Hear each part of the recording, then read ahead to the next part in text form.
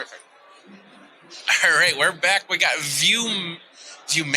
Right. That's how you pronounce it. And we've got Subin. Yes, yes. Awesome. So what do you guys focus on? We make software for the construction companies. So there are actually many defects on the walls of the exterior of the building, and people still have to climb down the high-rise walls, and it's extremely dangerous. And a lot of the records are made by hand, like on a notepad. So we're trying to make a software that can analyze the images of the exterior wall automatically using artificial intelligence. Wow. That's pretty in depth. So why? It sounds very specific too, because I was thinking it was going to be a little bit more generalized in construction. So is it there's a lot of accidents in this type of thing, or is it just a dangerous place to go? It's actually a dangerous place to go, and a lot of the big accidents happen because they didn't find the defects in advance, like when the building was built. So we are trying to find those even the tiniest defects before it can become a serious accident. So do you use cameras? Do you use drones with this software, or how does the software work? So we use drones to scan the whole building, and then the AI, like the software itself, it automatically it just picks apart the wall. No, not literally, but it picks apart. If it sees a little something on the wall, it identifies what it is. Yes, but mostly we focus on cracks right now on the concrete buildings. So if somebody puts graffiti in, it'll say, "Hey, this is graffiti," and sees a crack. It's like, you got to look at this part right there. Okay. Yeah. And you don't have to have somebody scaling the wall looking for that crack. No. Well, you still do need people for for scanning it, but not as much as before. Okay. So yeah. How detailed does that get? I mean, can it find like the smallest of cracks, like less than 0.5 millimeters or something? Yes, it can be reduced to 0.3 millimeters. Okay. We also call it hairline cracks. Okay. So that's the smallest we can get. Does it determine like a range of, it's a small line crack and it needs to be taken care of, but it's not critical, whereas it's like a spider web of cracks? Well, usually in the construction companies, they have to identify all the cracks that are over 0.3 millimeters wide. Okay. So, they have to be seen. They have to be inspected at some point. But if it goes over like a millimeter or a centimeter, that's when they start. So this would be, you'd scan this before, you find the crack, you fix the crack, and then you scan it again to make sure that it's all filled out and corrected. That depends on the construction company. So we are targeting the newly built building. So when the construction is completely over, they have to find the imperfections at that point. Okay. So while they're in their construction, they have to inspect minimum of 3 times. Okay. So that's when we're trying to go in. But if they want to inspect afterwards, that's also fine. Okay. But it depends on the construction. Is it concrete, or is it concrete rebar? Is it drywall? Is it anything like that? Or? It's mostly concrete. Mostly concrete. So, all right. So in the next year, you guys, what are your plans for? Because you're here at CES, I'm assuming you want to come to the United States. Well, the U.S., the North Americas is the biggest market, the global market. So we are definitely targeting the American market in Canada or in the U.S. so we can expand our business globally. All right. Well, if people want more information, where's the website they can go to? You can go to viewmagine.com. That's ViewMagine, ViewMagine. So think of Magine, but put a view right in front of it. Just like with Geekazine. Think magazine, put in a geek. Imagine a view. So viewmagine.com. There you go. All right. Well, Subin, thank you very much for your time. Come stay on my dad. So, all right. Let's go on. Continue on K-Startup right now. All right, we're here at the AU booth. We got K here. AU is for autonomous driving, and sensors inside the car. Tell us a little bit about it. Yeah. So we have two solutions right now. One of them is for the in-cabin monitoring. Okay. We use radar sensors that can detect humans' respiration and perspiration, Okay. or heartbeat, and it can tell whether there's a person inside the car or not by using that kind of vital signal. So it is mainly used to prevent accidents where parents accidentally leave their children on car in hot days. Okay. So it has caused a lot of fatalities in the United States. Oh yeah. Because you don't want to leave pets in the car. You don't want to leave humans in the car. Yes. Especially babies. For pets, you leave pets in the car, but maybe you forget to crack down a window. Does it have that ability to say, "Hey, there's a pet in the car. Let's bring the windows down and bring the temperature"? Well, it can detect vital signals of a pet, but it doesn't necessarily do the intervention at this level. But Okay. OEMs, the car manufacturers, can definitely add that kind of function into it. So Okay. once it has that kind of alarm going on, it can definitely be used to open the door automatically and so on. Okay. So let's run a scenario here really quick. You walk out of your car. You accidentally leave your child in the back seat, and let's say you're on almost 0 bars on your phone. So I know because I'm assuming there's an app that's attached to this, Yes. or you're in a bad signal spot. What is there a process of how it will work and possibly alarm so people can know to check in the back seat? Well, that's definitely possible scenario. Our radar will catch whether there is a baby in car, right automatically when the car shuts down. Okay. And after that process really depends on the choice of the car manufacturer. So I see that many cars these days are connected to their mobile apps, but if the battery runs down, there's always an option for like a honking, for instance, which the car can do by itself. So that could at least draw people's attention around the car. So that could be a solution. Okay. So, and we can see over here, you can see the units that they put in the car. What are all the sensors that are inside that you can talk of? So we are focused on the radar sensors. Just the radar sensors? Yes, just the radar. Okay, so there's no GPS, there's no anything like that. You let the car take care of the rest. Yes, in those situations. right. Okay, And it's not like vision based, so there's no issue of privacy invasion. Of course, that's a huge compatibility. Now you talk about autonomous cars, but let's say I don't have a self-driving car. Can I still put this into? Because I'm assuming this is all going to be aftermarket ability too. Yeah, it could be. Our in-cabin radar has to go into all of the cars that's going to be produced in Europe or the United States from 2025, because that's becoming a safety regulation. Okay. For the AD, we call this the ADAS radar. So this is for the autonomous cars. This has to go into. We are currently developing this for self-driving cars, but this can definitely be attached into any kind of cars just to prevent accidental collisions or stuff like that. Are you in any vehicles at this point in time? We are currently in the level of development. Our in-cabin radar is almost ready for mass production, so this is fully developed at this stage. But for the autonomous driving radar, we don't really see self-driving cars these days, so it's not in the market yet, but we are advancing the technology right now. Okay, so you're looking for partners in the United States, which is why you're here at CES for that. So, all right. Where's the website that people can go to find out more? We have au-sensor.com. au-sensor.com. Yes. Okay, perfect. All right. And I think that's good. I don't think we need to talk about prices because that's going to depend on how you have that set up and things like that. So, and then you're expecting to start distributing this year, right? Yes. Okay, perfect. Okay. Well, Kay, thank you very much for your time. 감사합니다. All right, more from K-Startup. Let's go. All right, we're back here and we're talking with Jungsu. Yeah. Sorry, and this is called AIZen. And it's about getting credit for your B2B type solution.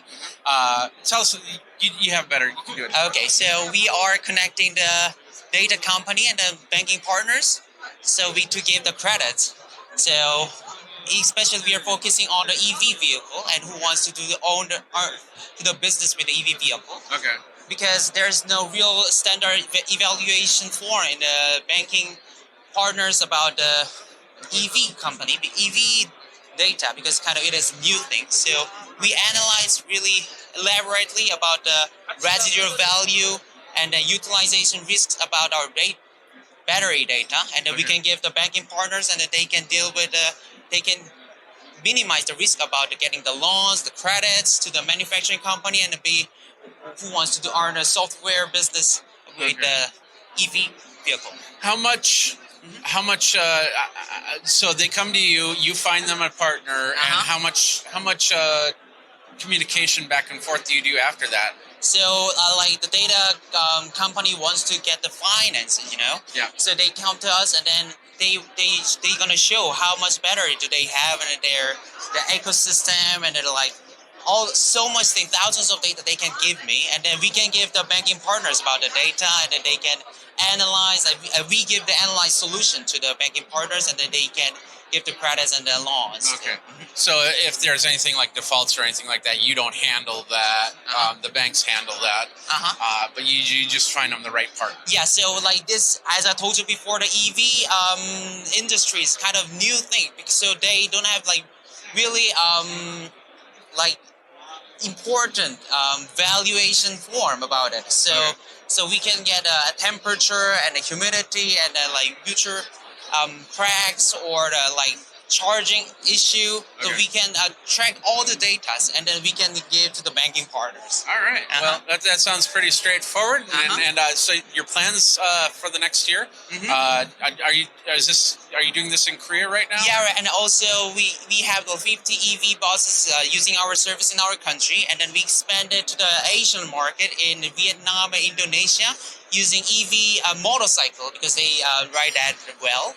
And then they do the like sharing platform kind of, so like Uber, similar to that business. We already had a contract with them, so that's what we do nowadays. So now you can continue with that and go globally. That's awesome. Yeah, so that's why we came to CES to brought our business to the United States as well. So there you go. So what is the website where people can find out more information? Okay, our website is AIZenGlover.com.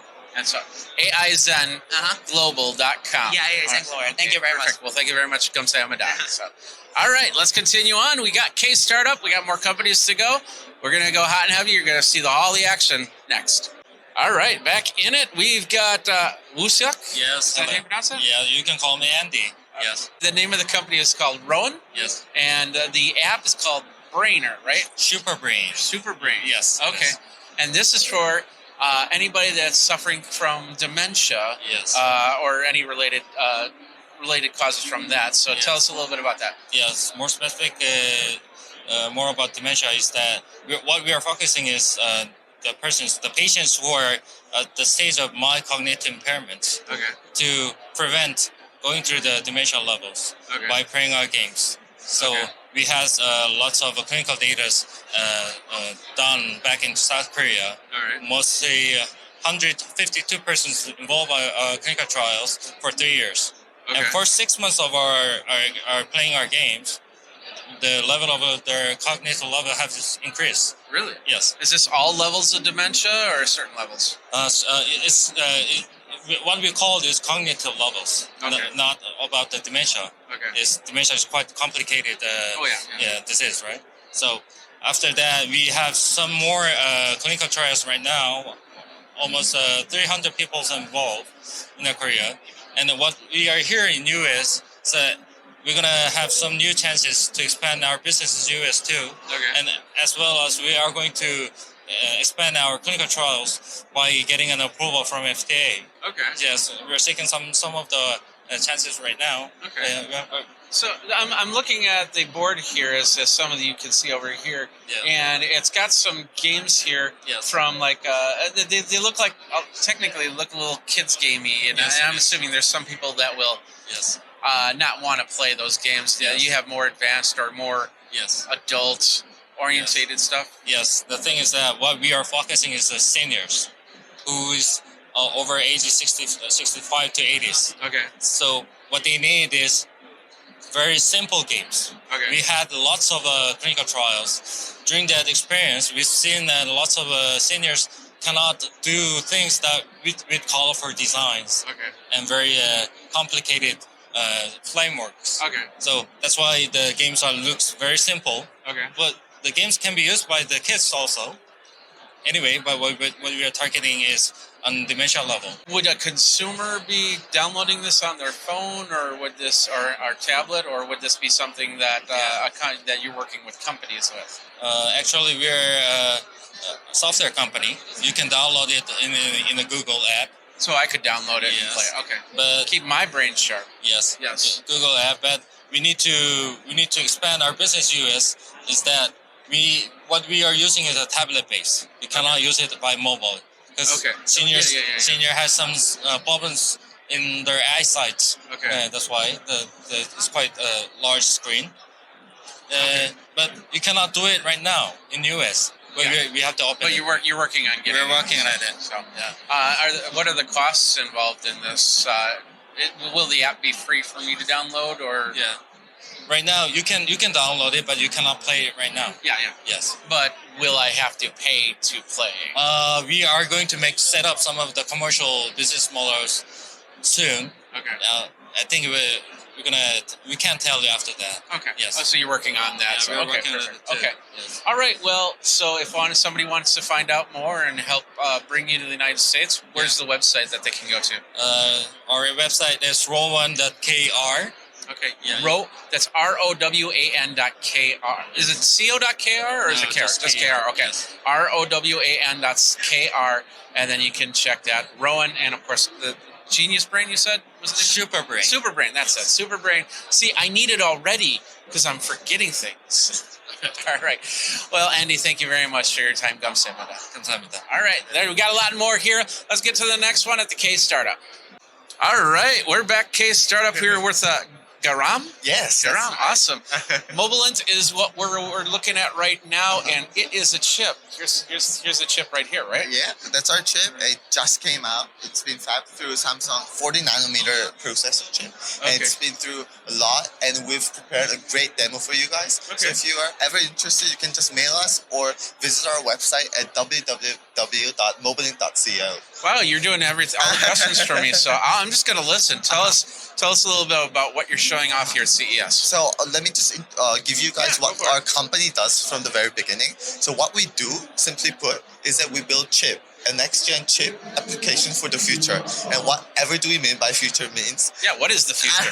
What is this thing called the future? So imagine a world where machine intelligence is both ubiquitous and omnipresent, where Okay. one's everyday experience is boosted and advanced by artificial intelligence. Okay. So ranging from self-autonomous vehicles to more intuitive on-person devices, the applications for our chip solutions knows no bounds. Okay, perfect. So we got some working demos here. So Right? So we have a demo showcasing our chip, our first ever commercial chip, Mobilint Aries. And as you can see, it's showcasing 16 DL algorithm at the same time, real time, on a single chip. And if you can, I'm looking too fat in that picture. This is the chips right here, right? And then is this a proprietary board that do you make or somebody Oh else no, makes? this is an evaluation board, SOB, where we put our chip to showcase our demo. Okay, So this is basically a demo set. got it. As you can see, well, you can't. So I basically buy your chip. I build a board around that chip. Oh no! We do provide PCIe board. Oh, okay. PCIe board, Got and then we're coming up with SoC chip, which you can just apply it on a standalone type. Okay, Uh-huh. okay. What's the processor speed on the chip? So it's at maximum capacity. It's 80 TOPS, which is the industry-leading chip solution. Okay, compared to like a Raspberry Pi, how was it? So it won't be a Raspberry Pi specific, but compared to No. I don't mean specific, but if you put a Pi next to this chip, how would it be a faster chip than a Pi or? Oh yeah. With a lot of GPU solutions can't compete with our chip because it is specific for AI augmentation. What about a Jetson Nano? Yeah, better than Jetson Nano, I Okay. believe. And two other things that are great is that it has less energy consumption rate, and Okay. then it comes at a reduced cost. Wow. Like super reduced? Like Super reduced. We're confident about that. I think we're confident in our price range quite well. Dude, what is your price range? It depends on the chip solution size, and it also depends on the whole solution type, what kind of solution you might need. But starting price. Starting price, we estimate 50% reduction to that of next NVIDIA Jetson. So, okay. Wow, that's great. So, all right. So we have the boards, we have the tech, we have some really cool stained glass pictures of me working around. You can do a lot of effects, and so this is the whole thing from identification to having fun with what you're doing. So So we see a lot of our chip applications in smart city infrastructure and Industry 4.0 plant. So if you're excited about impending AI future boosted by chip solutions, feel free to contact us. Okay. What about the programming? What type are we talking standard? Right. We support all the ML major market dominant ML frameworks, and also we provide tailor-built SDK kits to every single customers.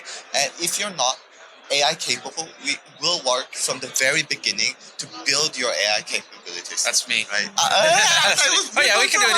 There we go. So if you need anything, just reach out to us. We're ready. Reach out and you'll figure out where we are in here, and we'll go from there. So, all right, well, come to Amadaga. Thank you very much for coming. Yeah, no it problem. was It was a lot of fun, and I love AI, and I get more into it myself, of course. So, we'll be keeping an eye on what you guys are doing out there. Thank you very much. Thank you. All right, let's get to the next booth. This is the K-Startup Pavilion. All right, we're back with PALSOO, and we got Vincent here, and we're talking about this little guy right here. It's a plasma portable sterilizer. Yeah. What is a plasma portable sterilizer? So conventionally, people think of sterilizers as just spraying chemicals with a mask on and everything covered it together. Yeah. The thing about this is that it's very toxic. So if it goes on your skin or goes on if you inhale it, it's very unhealthy. Mm-hmm. So what we're trying to do is that we're just gonna use tap water. So if you put tap water inside, it's going to spray out some PAW, which is plasma activated water. Okay. It's going to kill all the germs, bacteria, and viruses. How does it turn it into plasma? So there's some sort of there's a plasma producing part inside. Okay. So we're going to give some voltage. It's going to break into plus and minuses, and then mixed with water, it's going to make some PAWs. Is this the same type of plasma that you'd find in a TV? Yeah, it's the same plasma. Okay. So plasma is kind of a general term for like breaking into plus and minuses. So that's kind of a technology that we use. Wow. So do you have to change out the plasma after a while, or is it go till? So we have a 2 years guarantee. 2 years? For sure, yeah. Okay. And if it is pretty solid for 3 or 4 years. Okay. Well, let's talk about how many times somebody would use it. So if somebody uses it all the time during the day, is it like 500,000 uses or anything? So if you charge it, it lasts for 10 hours without any pauses. Well, I'm talking about the plasma, but yeah, that's plasma is also solid. If you use it like every day, it's still okay. Okay. But if you use it like once a week, it lasts for like 10 years. Okay. Yeah. But you recommend we should replace it every 2 years, right?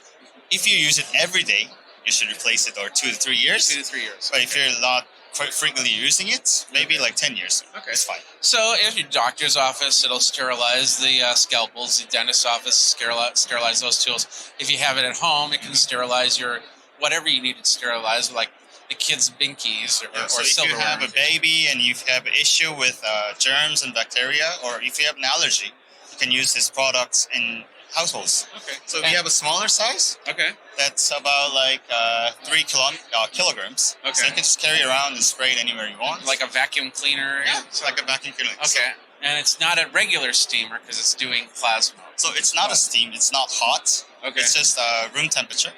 Do you actually see it come out like a vapor? So we have a light on top, so you can see the spraying out. But you don't see a vapor coming out like with a steam iron or something like that. If you think of a moisturizer, it's kind of the same thing. Okay. Yeah, so it has a fume that's a little bit similar to that. Okay. But it's not that thick. So it's a bit mild. Wow. So how much does this cost? So this is the medium size. It's about $500. $500. And how much is the small one? The smaller one is about $300. $300. Okay, perfect. Are you in the United States yet, or? The market, inside the market, we are still the actual product Okay. will be launched on this March. Oh, so it's not out yet. Yes. Okay. We're looking for any investors or any customers. So that's why we're here for the CES. Yeah. All right, but you got a fully developed product. It's Fully ready functioning, for release. guaranteed, and Okay. fully, yeah. And you got distribution all set up for that. Yeah, also. Okay. But we're still looking for distributors in the in US. the United States. Yeah. Yeah. Okay. Perfect. So, if you want, if anybody wants to find out more about this, where's the website they go to? You can just type in PALSOO Okay. in your Google or any website. Okay. You can find our website and you can see our catalog. Is it palsoo.com or co? palsoo.com. Okay, so palsoo.com, and you can go from there. Well, thank you very much. Come say my dad. Take care. Have a good day. All right, more from the K-Startup. We're going to do that next. K-Startup, we're here in HandPlus, and this is AI-based medication management solution. We've got Dr. Huan here, Li Huan, and are you the creator of this, or? Yes, I'm creator of this one, and I'm founder of the HandPlus. Okay. Tell us a little bit about how it works. Yeah, HandPlus means we are analyzing everything in the hand. That's why we are in HandPlus. We developed the AI smartwatch, and our key technology is about the AI technologies. Our AI engine can analyze the data collected from the AI smartwatch, then figure out when and what kind of pills patients are taking. Okay. So generating the real-world data from the patients, and we are selling this data to the pharmaceutical company, insurance company, or hospitals. Okay. So I could literally have a watch on that says, take your pills, manage how many pills I have, and then kind of order more as they go, correct? Actually, this smart brand new solution is, of course, it has a similar function with Apple Watch or Galaxy Watch, but it has additional functions to figure out these hand motions of the patients with the motion sensors and the camera module embedded in the band side. Okay. And this one is the first model, so we are preparing the second model of the smartwatch. It will be more upgraded, but anyway, it can analyze the hand motions. Okay. So I was going to ask, why not just have an app on a Samsung watch, but you just showed it with the camera. Is there thought of actually doing that? So if I already have an existing watch, I can kind of have some of the functionality? Actually, technically, we can collaborate together to the Apple Watch or the Galaxy Watch, but we are focused on the band side. So we can simply apply our band to the Apple Watch, the Galaxy Watch, but we are just preparing for that technology. Okay, perfect. So what's your plan for the next year? Next year, actually, we are focused on the B2B business with the pharmaceutical company or insurance company. Okay. But in the next year, we will expand our business to the telemedicine or digital therapeutics, because we have the data of the patients when they are taking the pills. With this data, we can improve the engagement of patients, and we can improve the compliance and adherence of the patients to take the pills correctly. Okay. With this scenario, we can expand our business to the global telemedicine or the digital therapeutics market. Okay. Are you running in Korea right now with this? Yes, so far we are based on the Korea, Japan, and China in Asia areas. Okay. We have a strong network in Asia, but we will expand to the USA or Europe market next year. That's awesome, being able to keep, because even being at CES, I have to take some pills, and I always have to, me and my wife, we always remind each other, take your pills. But here, it gets a lot tougher, and then every now and then you just kind of forget one or two, but then this is going to be perfect for that. So, all right, did we say the website? InHandPlus.com, InHandPlus.com. Okay, InHandPlus.com. Yeah, that's right. All right, well, Gamse Hamada, and thank you very much. thank you very much for your time. Okay, thank you. All right, there we go.